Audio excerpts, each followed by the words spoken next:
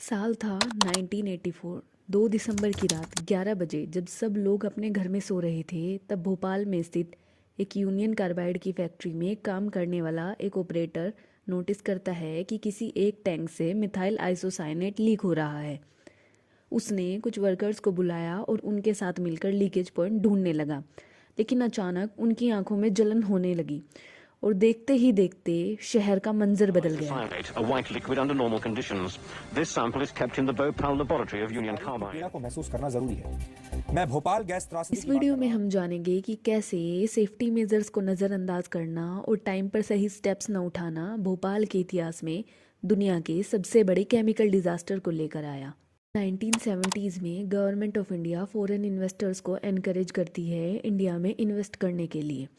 Foreign investment को देखते हुए यूनियन कार्बाइड कॉरपोरेशन को एक प्लांट सेटअप करने की परमिशन दी जाती है 7 मैन्युफैक्चर करने के लिए, जो कि एक पेस्टिसाइड होता है। इसके बाद ये कंपनी भोपाल में प्लांट सेटअप करती है, लेकिन ये साइट हैजार्डस इंडस्ट्री के लिए नहीं थी, बट इजी एक्सेसिबिलिटी और ट्रांसपोर्ट इंफ्रास्ट्रक्चर को देखते हुए लोगों की सेफ्टी को इग्नोर किया गया।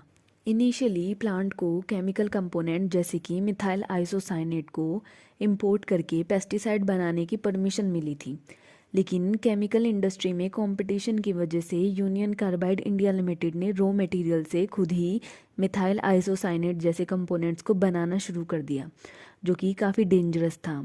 1984 में प्लांट की प्रोडक्शन कैपेसिटी कम डिमांड की वजह से घट जाती है, जिसकी वजह से कंपनी के लोकल मैनेजर को प्लांट बंद करके सेल करने का ऑर्डर आता है, लेकिन कोई बायर न मिलने की वजह से union carbide India limited plant को बंद करने का सोचती है।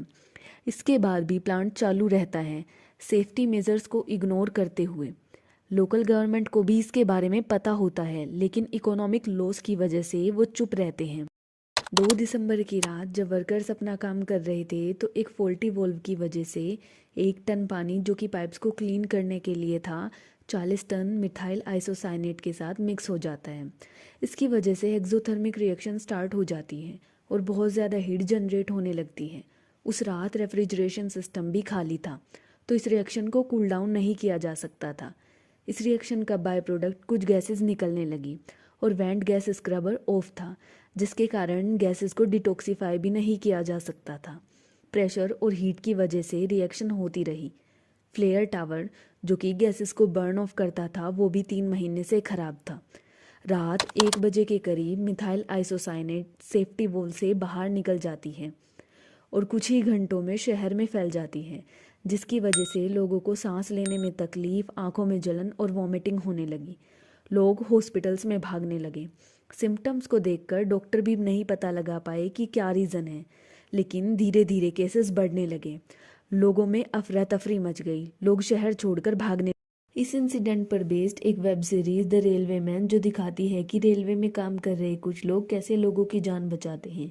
गुलाम दस्तगीर, जो उस रात स्टेशन इंचार्ज थे, वो देखते हैं कि अचानक उनकी आंखें जलने लगी, उन्हें सांस लेने में भी तकलीफ होने लगी। उन्होंने सिचुएशंस को ख़राब होते हुए देख मुंबई गोरखपुर एक्सप्रेस को टाइम से पहले डिपार्चर कर दिया। इसकी वजह से हजारों लोगों की जान बची, लेकिन ये खुद उस गैस की वजह से हॉस्पिटलाइज हो गए थे और 15 साल हॉस्पिटल में रहने के बाद 2003 में इनकी डेथ हो गई। इतना सब होने के बाद भी यूनियन कार्बाइड कॉरपोरेशन के मालिक वॉरेन एंडरसन ने कोई रिस्पॉन्सिबिलिटी नहीं ली।